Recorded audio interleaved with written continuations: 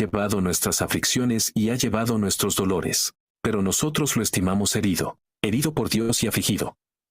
Pero Él fue traspasado por nuestras rebeliones y molido por nuestras iniquidades. Sobre Él fue el castigo que nos trajo la paz, y con sus heridas fuimos sanados. Todos nosotros, como ovejas, nos hemos descarriado. Hemos vuelto a cada uno a su manera. Y el Señor cargó sobre Él la iniquidad del asalto. Esta es una palabra de nuestro Dios. Oremos. Padre, te damos gracias por tu palabra. Esa es una palabra para todas las generaciones, para todos los pueblos, para todos los tiempos. Y sabemos que lo es. Significa que hoy, aquí y ahora, tu palabra es para nosotros. Y tu palabra nos instruirá y nos ayudará a comprender mejor quién eres y todo lo que has hecho. Y te lo pido, Señor. Y por el poder de tu Espíritu Santo, sabríamos que, ¿te refieres a cuándo veríamos? Lo has hecho. Y te pido, Señor, que nos ayudes incluso en medio de las barreras culturales y las barreras del idioma y todas esas cosas que pueden ser obstáculos para nosotros. Oro para que los levantes y que nos ayudes a escuchar tu palabra hoy, y que aprendamos y crezcamos juntos en Cristo solo para tu gloria. Oro esto en el poderoso nombre de Jesús. Amén. Puedes sentarte. Isaías 53. Es probablemente la profecía más clara.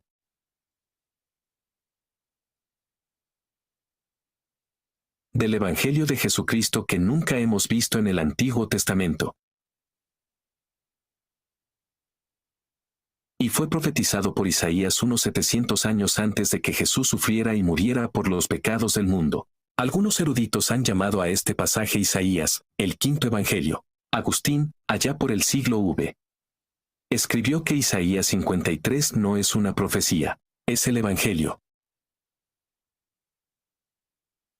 Amigo y alumno del apóstol Juan.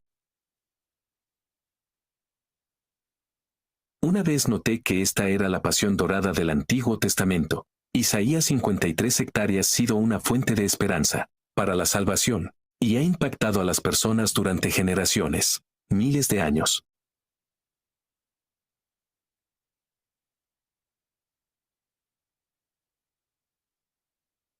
Y comencé hoy leyendo Isaías 53, porque veremos la correlación entre Isaías 53 y Lucas capítulo 23. Se conectan de muchas maneras, y quiero que lo vean a medida que avanzamos en el texto. En este punto del Evangelio de Lucas, nos está dando detalles sobre el juicio, la crucifixión, el entierro de Jesucristo. Y lo que Lucas está haciendo en el capítulo 23 es capturar el clímax del Evangelio. Está capturando todo el punto del Evangelio, de lo que Jesús ha hecho. Y en el clímax del Evangelio, Jesús se enfrenta a la mayor injusticia.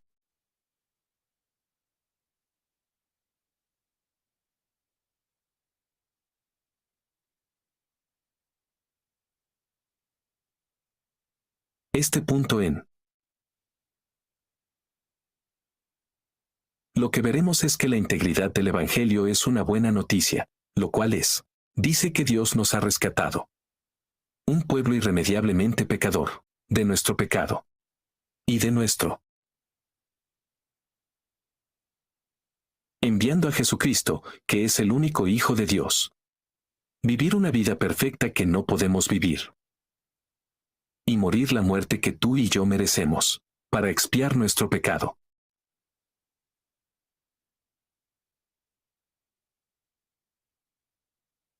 Es la buena noticia de que Jesús ha resucitado de la tumba después de 3 días, y nos muestra su poder sobre el pecado y la muerte y, por lo tanto, nos reconcilia con Dios y Padre para siempre. Si confesamos a Jesús como nuestro Señor y Salvador, esta es nuestra herencia. Esto es lo que recibimos.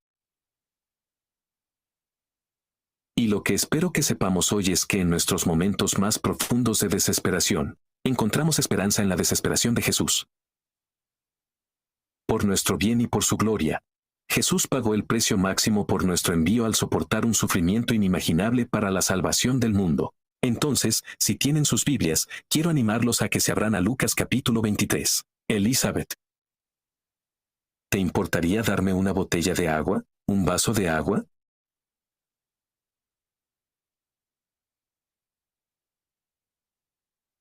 No creo que haya ninguno allí. Es posible que tengas que correr a la cocina. Gracias. Aquiles Yadab.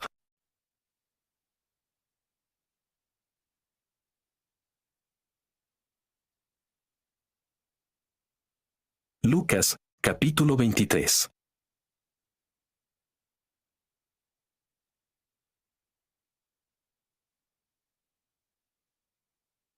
Entonces toda la compañía de ellos se levantó y los llevó ante Pilato. Y comenzaron a acusarlo, diciendo que encontramos a este hombre engañando a nuestra nación y prohibiéndonos obtener tributo al César. Gracias, hermano. SSC.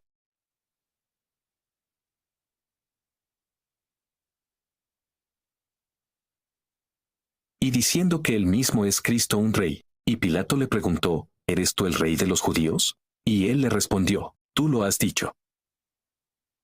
Entonces Pilato dijo a los principales sacerdotes que estaban entre la multitud, no encuentro ningún delito en este hombre. Y eran urgentes, diciendo que él incita al pueblo a enseñar por toda Judea, desde Galilea hasta este lugar. Al oír esto, Pilato preguntó si aquel hombre era Galileo.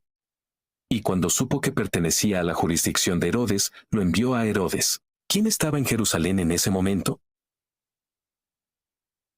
Cuando Herodes vio a Jesús, se alegró mucho, y hacía tiempo que deseaba verlo, porque había oído hablar de él y esperaba ver alguna señal hecha por él. Gracias.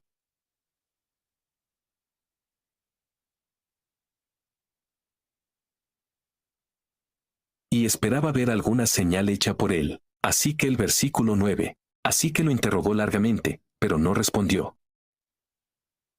Los principales sacerdotes y los escribas se mantuvieron firmes acusándolo con vehemencia. Y Herodes con sus soldados lo trató con desprecio y se burló de él. Luego lo llamó. Con ropas espléndidas, lo envió de regreso a Pilato. Y Herodes y Pilato se hicieron amigos. Ese mismo día, o antes de este, habían sido enemigos entre sí.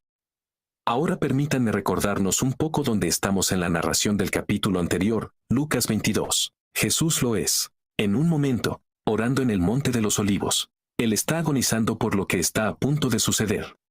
Y está a punto de que los pecados del mundo entero para todas las generaciones se le cobren por encima.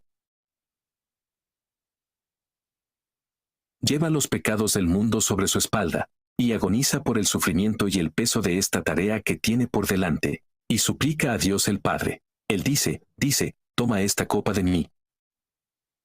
Está hablando de la copa de la ira de Dios. Y está a punto de beber esta copa de la ira de Dios como una manguera contra incendios, o como un río.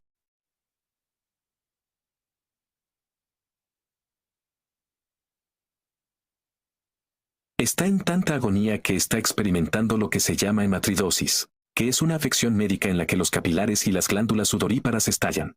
Y la sangre mezclada con esto se mezcla con el sudor, y comienza a salir de los poros de nuestra piel. Es algo que sucede cuando una persona, un soldado, ha ido a la guerra y ha experimentado el trauma emocional, físico y mental extremo que ocurre cuando estás expuesto a formas tan extremas de violencia y tragedia. Así que está tan estresado que literalmente está sudando su sangre.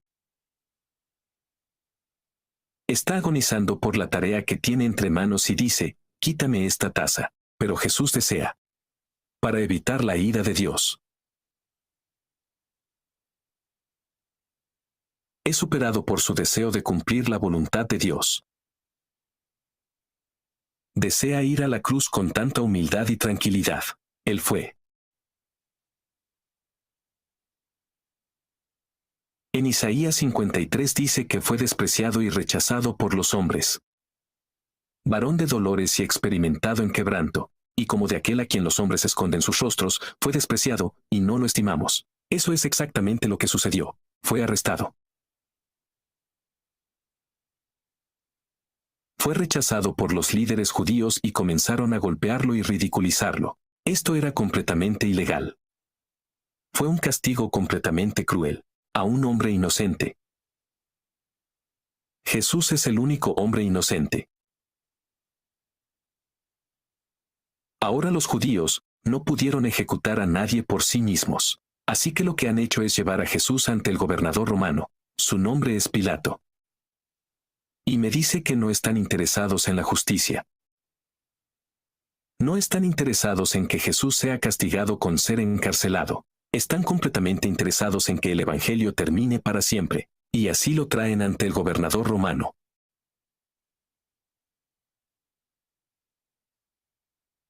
Piloto y están construyendo un caso en su contra que provocaría que Piloto quisiera ejecutar a Jesús.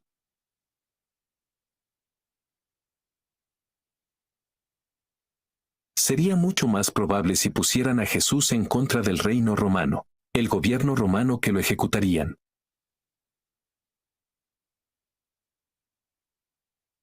Y así Jesús tenía tal importancia en esta cultura que incluso Herodes, que era un gobernador o líder romano, estaba emocionado de ver a Jesús. Quería conocer a Jesús. Quería ver a Jesús hacer milagros. El mundo ahora incluso está impresionado por Jesús. Los musulmanes respetan a Jesús como un gran profeta. Los agnósticos y espiritualistas respetan a Jesús como una gran figura moral. Todo el mundo ama a Jesús, hasta que Jesús sea Dios. Una vez dices que Jesús es Dios, ahí es cuando termina. A nadie le gusta Jesús si es Dios. Esa es la diferencia entre Judas y Pedro. Pedro conocía y creía en la naturaleza divina de Jesús. Judas no lo hizo. Tanto Judas como Pedro traicionaron a Jesús. Tanto Judas como Pedro metieron la pata.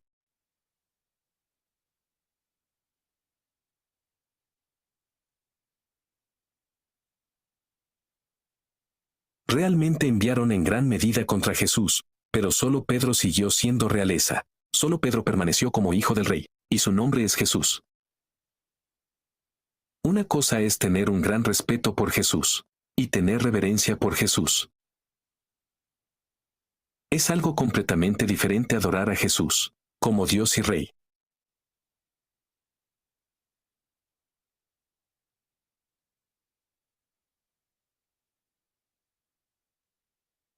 Los líderes judíos fueron amenazados por el poder y la autoridad de Jesús con los que enseñó. Estaban amenazados por el poder con el que Jesús vino a sanar y perdonar. Y están tratando de borrarlo de la faz del planeta. Están desesperados porque el mensaje del Evangelio termine con la vida de Jesús. Y los líderes judíos están desesperados por preservar su autoridad sobre el pueblo. Su influencia sobre la gente, y es por eso que arrestan a Jesús por la noche. Lo arrestan en secreto, por la rebelión que causaría en el pueblo. Porque Jesús fue una figura muy significativa. Era importante para mucha gente y mucha gente respetaba su enseñanza. ¿Y su autoridad?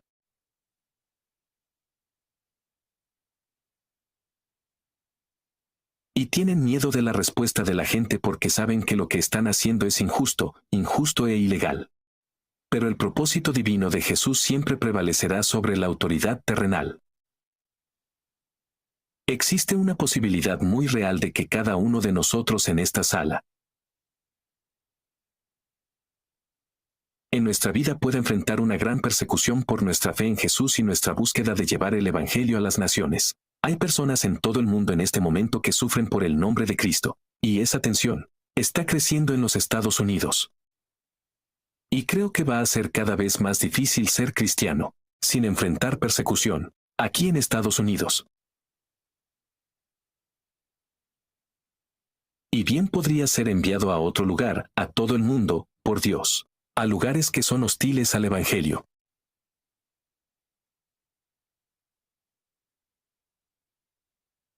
Y lo que tenemos que hacer es fijar nuestros ojos en Jesús, y tener siempre nuestros ojos fijos en Jesús de tal manera que no vacilemos cuando nos sometamos. Pruebas de varios tipos. Necesitamos una fe inquebrantable para que podamos ser contendientes de la fe en situaciones imposibles en las que hay desprecio por nuestra fe. Y como personas empoderadas por el Espíritu Santo, sabemos que no estamos solos, porque tenemos el Espíritu de Cristo con nosotros, y está caminando con nosotros en cada paso del camino. Versículo 13. Entonces Pilato convocó a los principales sacerdotes, a los gobernantes y al pueblo, y les dijo: me habéis traído a este hombre como a uno que extravía al pueblo, y después de haberle examinado delante de vosotros, He aquí, no hallé a este hombre culpable de ninguno de los cargos que le imputas. Harriet tampoco, donde nos lo envió de regreso. Mira, no ha hecho nada que merezca la muerte. Y por lo tanto lo castigaré y lo liberaré con un. Todos gritaron juntos, fuera con este hombre, y suéltanos a Barrabás.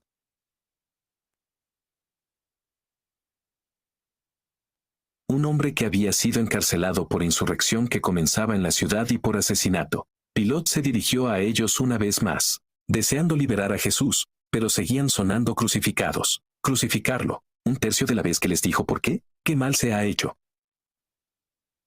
No encontré en él ninguna culpa que mereciera la muerte. Por lo tanto, lo castigaré y lo liberaré. Pero eran urgentes, exigentes, con fuertes gritos para que fuera crucificado, y sus voces prevalecieron. Así que Pilot decidió que sus demandas debían ser concedidas. Liberó al hombre que había sido encarcelado por insurrección y asesinato, o a quien le pidieron, pero él entregó a Jesús a su voluntad. ¿Qué pasa aquí?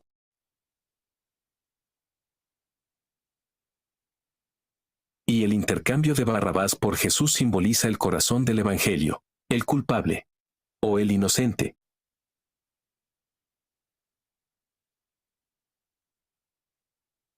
La Escritura dice que Barrabás fue un insurrecto y un asesino. Hay un historiador del siglo I. Su nombre es Josefo. Era un historiador judío y romano.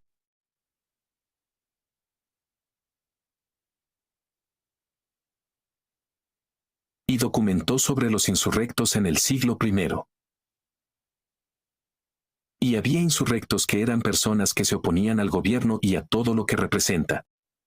Y en algunas de las situaciones más violentas, los insurrectos se mezclaban con las multitudes. Entraban en multitudes que estaban celebrando, iban a multitudes que se reunían para festivales, y llevaban consigo una espada corta que escondían debajo de su túnica, y luego apuñalaban a las personas que simpatizaban con los romanos. Así que asesinaban a personas en grandes multitudes de personas. Y esto te da una idea de quiénes eran los conejos. Era una persona violenta, estaba dentro, equidad y valor para toda la vida. Era un asesino y un vil pecador. Pero aquí está el trato, no lo estamos. Muy diferente como pueblo y como cultura. Asesinamos a la gente con nuestras palabras.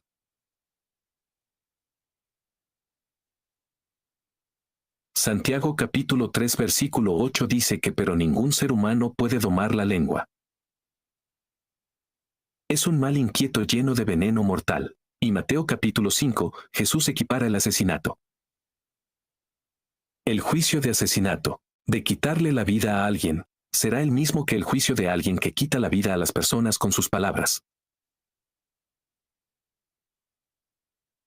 Asesinamos a la gente con nuestras palabras y nos conectamos a Internet y nosotros. Diezmar a la gente, porque no nos gusta lo que están haciendo o lo que representan. Asesinamos a la gente con nuestras palabras y nuestros hogares, con nuestros hijos, con nuestros cónyuges. Les faltamos el respeto. Dices cosas que no te acomodan. Asesinamos a la gente con nuestras palabras y salas de juntas. Con compañeros de trabajo para tratar de vernos mejor de lo que realmente somos, para hacernos ver más inteligentes de lo que realmente somos, para hacernos ver más importantes de lo que realmente somos. Asesinamos a la gente con nuestras palabras y reuniones del Consejo Municipal. Veo video tras video de reuniones del Consejo Municipal que son un caos, porque las personas no se respetan entre sí, y se asesinan unos a otros con sus palabras. Asesinamos a la gente con nuestras palabras cuando conducimos por la autopista o por las calles de la ciudad, porque alguien nos interrumpe, o alguien está conduciendo demasiado lento, o alguien está conduciendo demasiado rápido. Asesinamos a personas en nuestras iglesias. Cuando no estamos de acuerdo con la gente.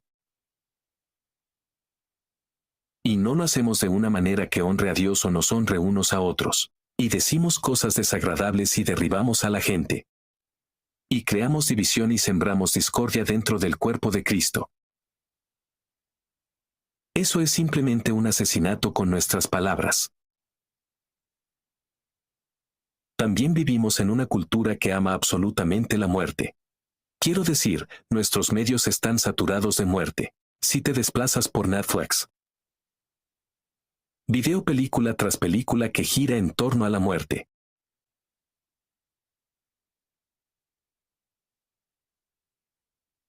Vivimos en un lugar donde el lugar más peligroso para estar no son las calles de la ciudad. No es el centro de la ciudad, no está en una zona de guerra. Está en el vientre de una madre. Y la abominación que tiene lugar cuando la gente asesina a niños, en aras de la comodidad.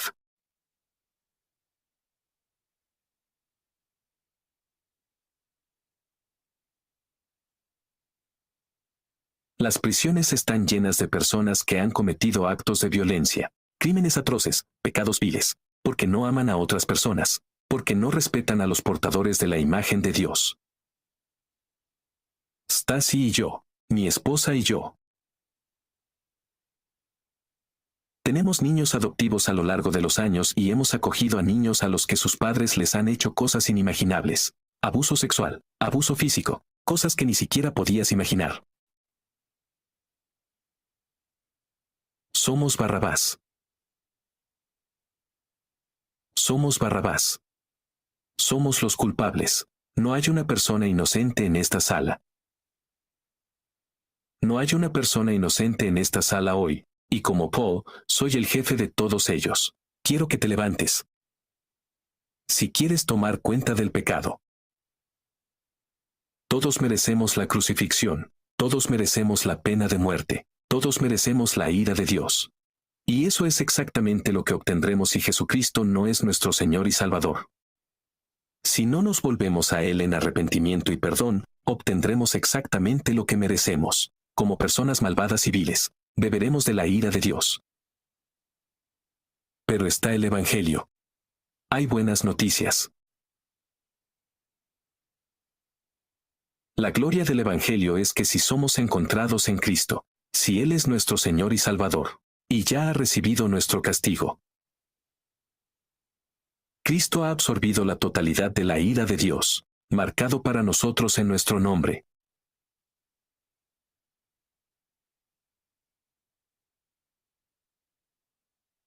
Y tal como se simboliza aquí, el intercambio de Barrabás y Jesús. Barrabás queda libre y Jesús toma el castigo. Pero si estamos en Cristo, como Barrabás, somos libres. Eso significa que hay libertad para el pecador.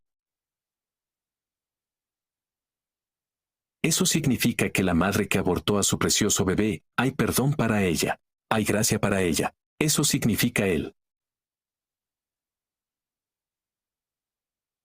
El criminal que le quitó la vida a alguien y está sentado en una celda de prisión. Hay gracia para él. Jesús es para él.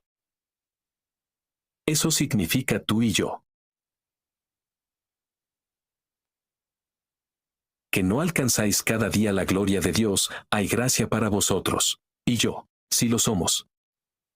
Como Barrabás. Somos libres.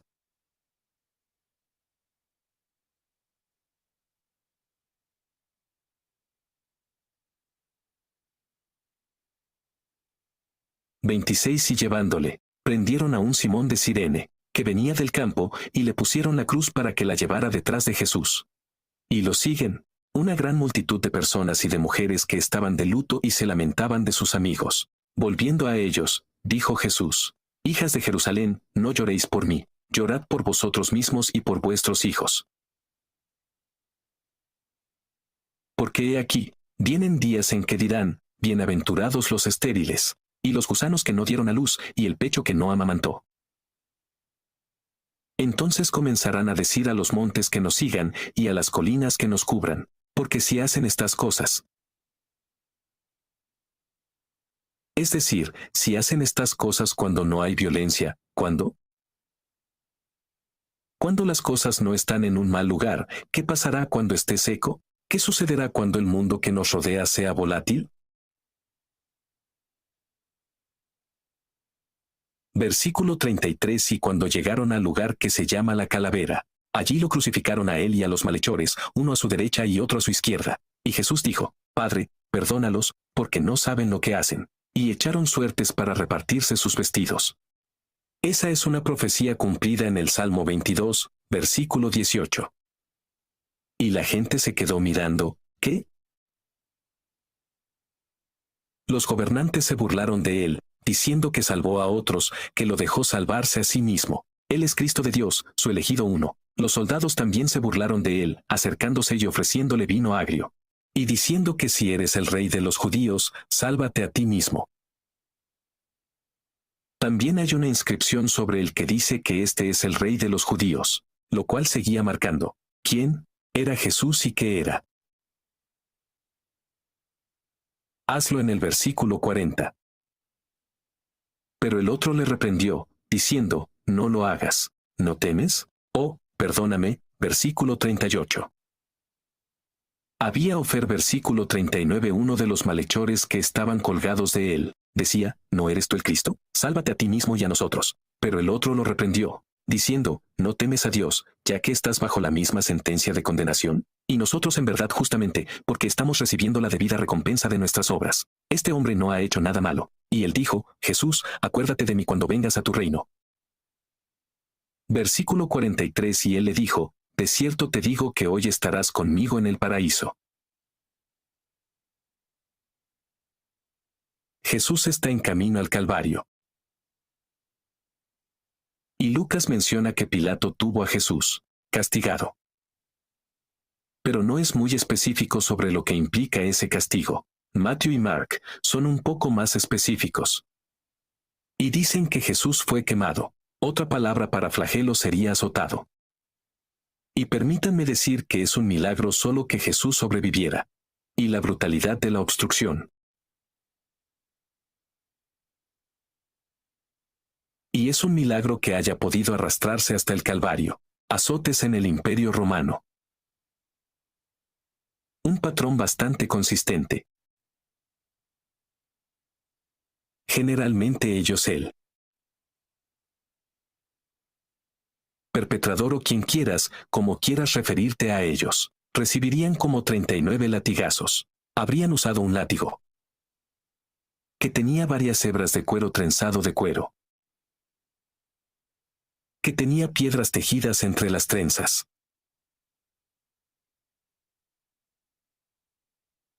Y cuando el soldado golpeaba su carne con el látigo, las piedras comenzaban a causar contusiones profundas y hematomas. Y después de ser golpeado varias veces, la carne comenzaría a romperse y ceder.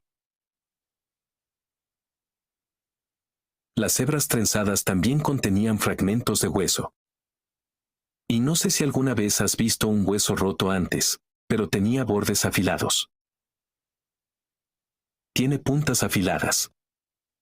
Y así, estas afiladas piezas de oro también se tejieron en las tiras de cuero, y como el soldado huelga, él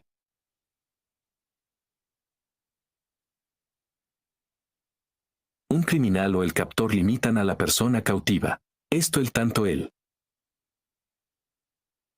Los fragmentos de hueso se clavaban en la carne, y cortaría. Y luego, cuando el soldado se quitaba el látigo, lo hacía. Tira con él trozos de carne.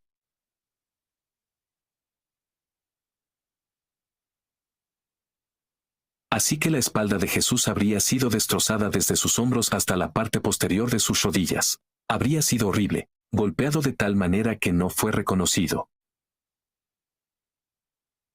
Mientras se arrastra por esta colina,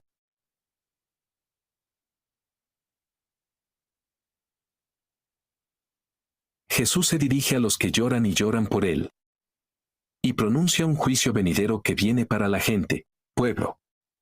Y está aludiendo a una profecía en Oseas capítulo 10, versículo 8 que dice que los lugares altos de Abén, el pecado de Israel, serán destruidos. Gorn Ceso crecerá en sus altares, y cantarán a la montaña, cúbrenos, hasta que las facturas caigan sobre nosotros. En otras palabras, nos sanó de la ira de Dios. Y Jesús dice a las mujeres sepultadas, que son bendecidos, y toda la declaración contracultural. Porque en este tiempo, las mujeres estériles habrían sido vistas como maldecidas por Dios. Debido a que su vientre no estaba abierto, no pudieron tener hijos. Pero está diciendo que son bendecidos. Porque no tendrán que presenciar la muerte y la tortura de sus hijos.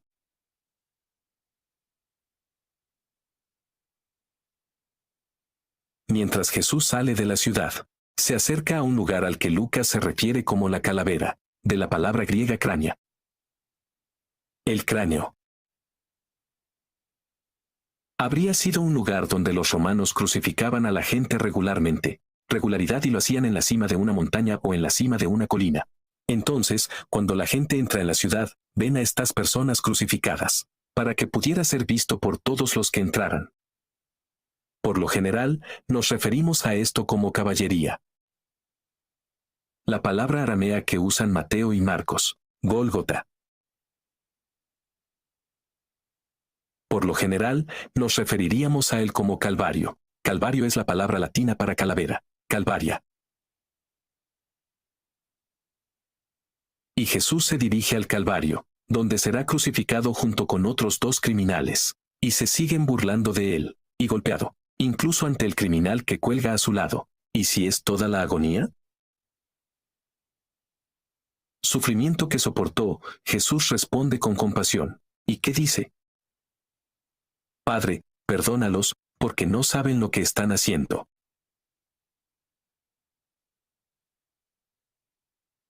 En Isaías capítulo 53 versículo 12.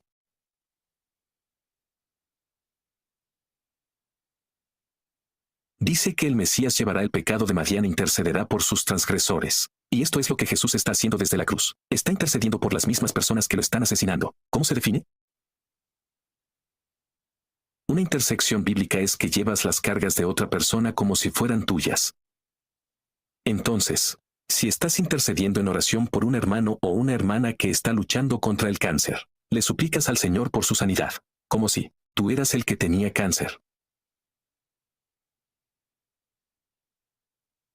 Llevas esa carga como si fuera tuya. Si tienes un hermano o hermana que está encerrado en la fortaleza de la adicción, ustedes interceden en oración, suplicando por ese hermano o hermana. Como si fueras tú quien estuviera cautivo de la adicción, y quieres ser libre. Eso es lo que Jesús está haciendo en la cruz. Él está intercediendo por sus hermanos y hermanas, por la gente de Dios para experimentar la libertad. Jesús ha suplicado al Padre por su libertad del pecado y la muerte. Y eso es lo que es el amor de Cristo por ti. El amor de Cristo por ti. Soportar el castigo agonizante que mereces porque eres el culpable. Yo soy el culpable, tú eres el pecador, yo soy el pecador uno. Sin embargo, Cristo, que no tiene culpa, tomó sobre sí la culpa y la vergüenza de ustedes, y lo hizo de buena gana y con gusto. Esta palabra dice, por el gozo que fue puesto delante de él, Cristo soportó la cruz. Que Cristo despreció una cadena. Y Cristo está ahora sentado a la diestra del Padre en el trono de Dios, intercediendo por ustedes. Cristo está orando por ti.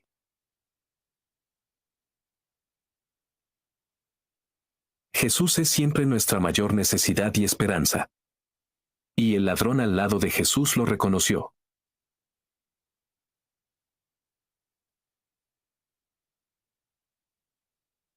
Y reconoció el amor y el perdón de Jesús. Y el amor y el perdón de Jesús llevaron a este hombre al cielo. No solo lo hizo, habla, recibe, eterno.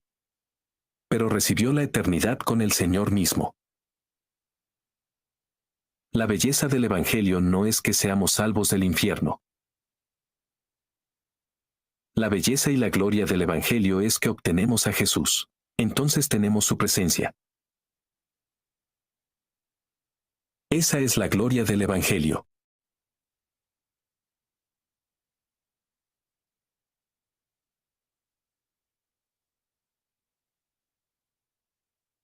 El ladrón estaba en sus últimas horas de vida, y probablemente acababa de ser azotado, al igual que Jesús. Así que fue hecho pedazos. Se está desangrando. Está en sus últimas horas de vida. Está en su lecho de muerte. Sus ojos se abrieron al reino de los cielos, y Jesús lo salvó. Es por eso que nunca debemos dejar de orar por los nuestros. Me has escuchado hablar de unos. Unos son las personas en nuestra vida que queremos desesperadamente que conozcan Jesús. Son las personas con las que interactuamos regularmente. Podrían ser miembros de la familia, podrían ser compañeros de trabajo, podría ser tu vecino. Pero todos tenemos personas con las que interactuamos regularmente, que no conocen a Jesús. Y las amamos como personas y queremos que conozcan a Jesús porque Jesús es nuestra esperanza y alegría. Y nunca debemos dejar de orar por nuestros deseos. Hace un par de semanas, algunos amigos nuestros que habían estado en la congregación inglesa probablemente lo conozcan. Por regla general, a Ruth Dawson, su esposa Jasmine Dawson, el hermano de Jasmine, acaba de fallecer. Hace un par de semanas, creo que el 6 de julio. Pero hay algo. Eso es sobrenatural en la historia, algo que es increíblemente asombroso. El hermano de Jasmine se llamaba William, y durante más de 40 años. Williams, madre de Williams, Jasmine, la madre, oró por William, entregar su vida a Cristo, y se resistió durante más de 40 años. Con el tiempo, Jasmine y su hermana se unirían a su madre para orar por la fe de Williams. Y hace unos meses, William entregó su vida a Cristo. Y luego, 3 meses después, entregó su vida a Cristo. Fue bautizado en la iglesia, proclamando públicamente su fe en Jesucristo. Y luego, 3 semanas después, proclamó su fe públicamente. Conoció a Jesús cara a cara.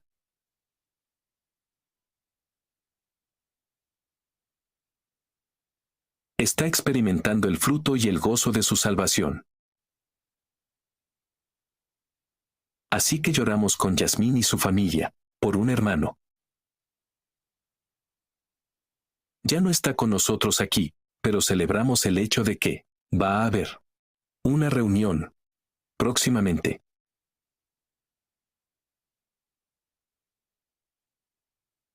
Que se ha convertido en un hijo del Dios vivo. Y me recordó que nunca debemos dejar de orar. Nunca debemos dejar de orar.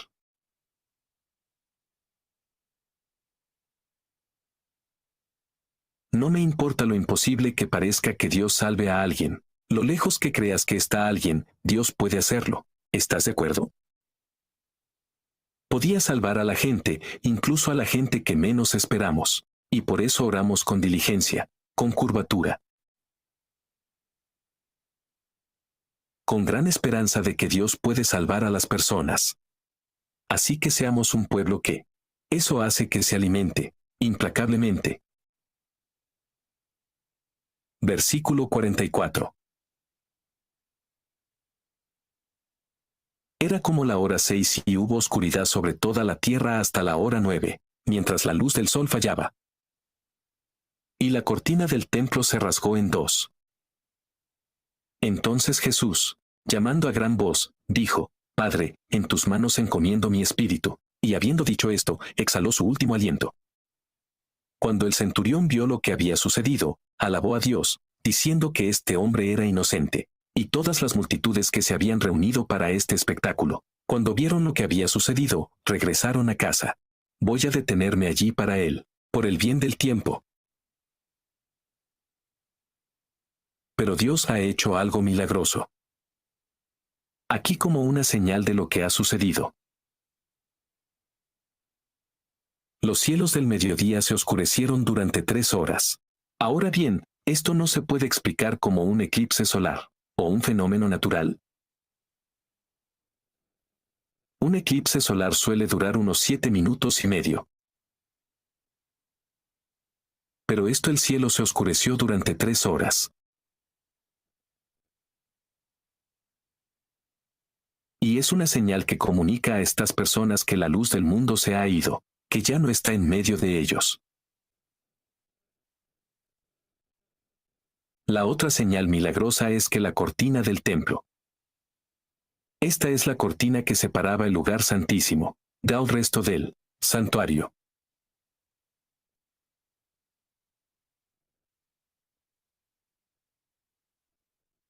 El lugar santísimo de lo santo era el lugar donde moraba la presencia de Dios, y la única persona a la que se le permitía entrar allí era el gran sumo sacerdote, y Dios rasgó la cortina en 2, desatando su presencia en todo el mundo.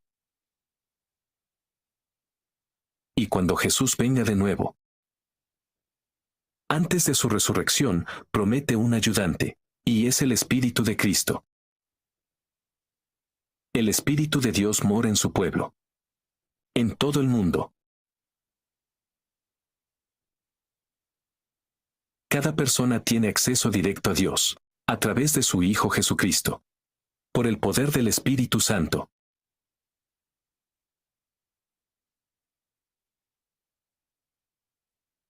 Si hay algo que necesitamos escuchar hoy, recordar hoy, animarnos hoy, es que Cristo ha preparado el camino para que las personas quebrantadas y desesperadas encuentren una esperanza verdadera y duradera en Jesús. En nuestros momentos más profundos de desesperación, encontramos esperanza en la desesperación de Jesús. Y algunos de nosotros lo sabemos profundamente porque hemos sido transformados por Cristo. Somos un pueblo transformado. Permítanme darles 3 cosas a medida que cerramos el servicio, solo para recordar y pensar y empujarnos hacia Jesús. Somos un pueblo transformado. Todo nos recuerda esto en su carta a los Romanos y está citando el Salmo 14 y dice: el necio dice en su corazón que no hay Dios, que son corruptos, hacen cosas abominables. No hay nadie que haga el bien. El Señor mira desde el cielo a los hijos del hombre para ver si hay alguno que entienda, que busque a Dios. Todos se han desviado, juntos se han corrompido. No hay ninguno, hoteles buenos, ni siquiera uno. Aparte del Espíritu de Cristo que transforma nuestros corazones y nuestras mentes, no buscamos a Dios. No encontramos a Dios. Él nos encuentra. No podemos buscar a Dios. Es su obra y su deseo lo que atrae los corazones de los hombres y mujeres. Por lo que continuamos suplicando a nuestro Dios por aquellas personas en nuestras vidas que queremos desesperadamente conocer a Jesucristo. Efesios capítulo 2 versículo 8 a 9 dice: obstáculo por gracia has sido salvo por medio de la fe. Y esto no es obra tuya. Es el don de Dios, no el resultado de las obras, para que nadie se gloríe. Esto es esencial para la redención de la humanidad.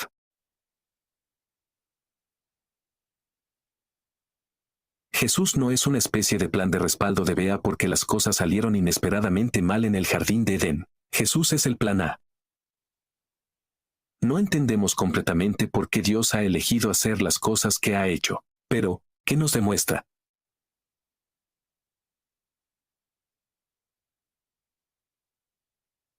Son los grandes esfuerzos a los que Dios llegará para mostrar cuán profundo es el amor del Padre por nosotros. Dios es fiel para hacer todo lo que dijo que haría. Todo lo que Él dijo lo logrará a través de su Hijo. Y podemos confiar en que Jesús vendrá de nuevo. Podemos confiar en que lo que Dios dice que hará, lo hará. Que Jesús vendrá de nuevo y rescatará a su pueblo. De una vez por todas, aboliendo el pecado y la muerte para siempre.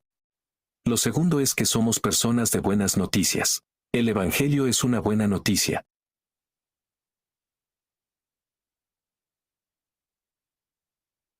Porque hemos visto a lo largo del Evangelio de Lucas que Jesús es el Rey del cielo, que es el Mesías que ha venido a buscar y salvar a los perdidos.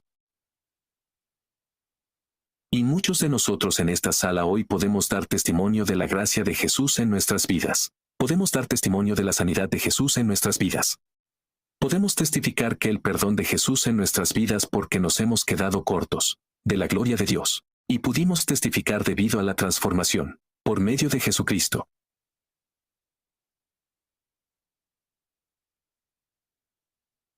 Y también reconozco que puede haber gente aquí.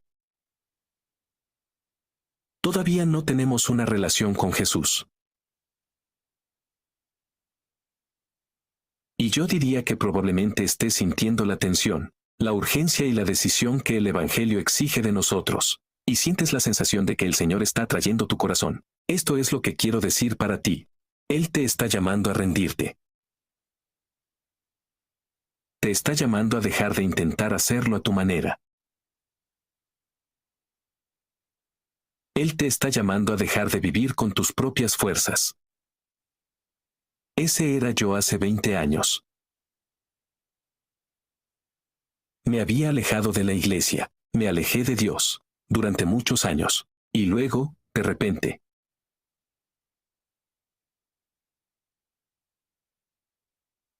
a mediados de mis 20 y principios de los 20, comencé a sentir esta profunda sensación de que necesitaba estar con el pueblo de Dios, y así fui. A veces todavía borracho de la noche anterior. Todavía destrozado por la fiesta. Y seguí adelante. Seguí apareciendo y, finalmente, entregué toda mi vida a Jesús. Y fue su trabajo lo que me cambió. Su gracia fue tan convincente que no pude resistirme más. Tuve que parar. Tenía que hacerlo. Control de liberación. Tuve que dejar de intentar hacerlo a mi manera, y déjalo salirse con la suya. Así que puedo dar testimonio del perdón de Jesús. Puedo dar testimonio de la transformación que resulta de tener una relación con Jesús. Y no soy perfecto, todavía tengo muchos defectos. Sigo siendo el primero de todos los pecadores, pero no soy la misma persona hoy que hace 20 años. Soy un hombre diferente. Y todo es gracias a Jesús.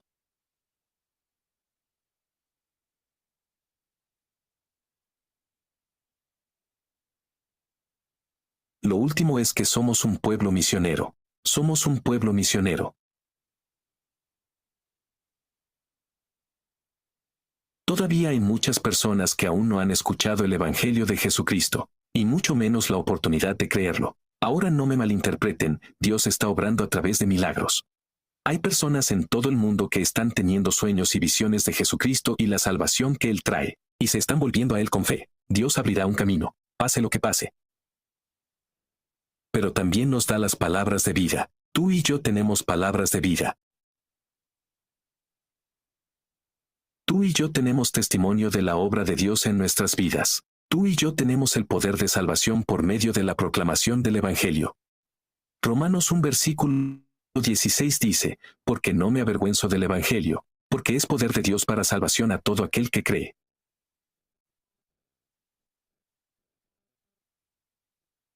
La transformación viene por medio de la proclamación del Evangelio de Jesucristo. Y tenemos acceso a las naciones de nuestra comunidad. Ustedes, cada uno de ustedes, tienen una posición única para alcanzar a las personas no alcanzadas en nuestra comunidad. Hay personas que vienen a Ann Arbor. Estamos buscando un escape. Que buscan la salvación. Simplemente no conocen el significado de la salvación que están buscando. Necesitan a Jesús. Jesús es su mayor necesidad. Y ustedes pueden llegar a la gente, de formas únicas. Así que no seas un pueblo que acapara el Evangelio. Y se lo guarda todo para ti.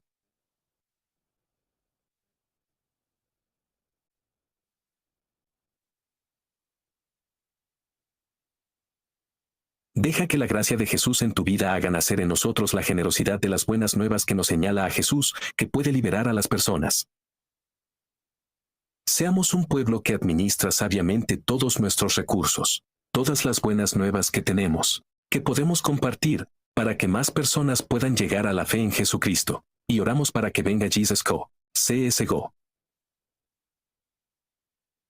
Padre, te damos gracias por la oportunidad de dedicar tiempo a tu palabra. Y te damos gracias por el trabajo que estás haciendo entre nosotros.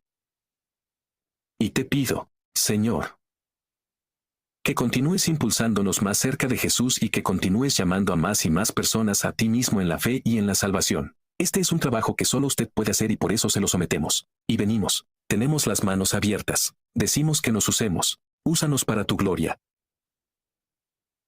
Y por el bien de tu reino, oramos para que Jesús nombre poderoso. Amén.